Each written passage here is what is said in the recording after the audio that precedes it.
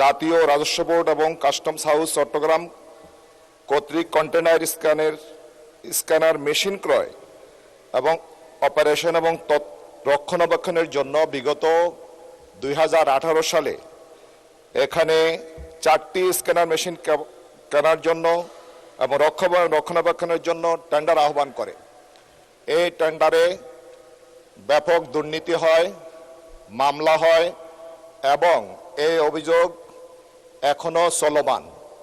বিগত সরকারের আইনমন্ত্রী এখানে তার ঘনিষ্ঠজনরা এখানে জড়িত। আমি জানতে চাই মাননীয় প্রধানমন্ত্রী, এই ক্ষেত্রে যে মামলা চলমান এখনো পর্যন্ত নিষ্পত্তি হয়নি, আমি আপনার মাধ্যমে জানতে চাই এই সরকার বিগত সরকারের 300 থেকে 400 কোটি টাকার এখানে দুর্নীতি সুনির্দিষ্ট তথ্য প্রমাণ থাকার পরেও এটা ব্যবস্থা নেওয়া হচ্ছে কিনা আপনার মাধ্যমে জানতে চাই।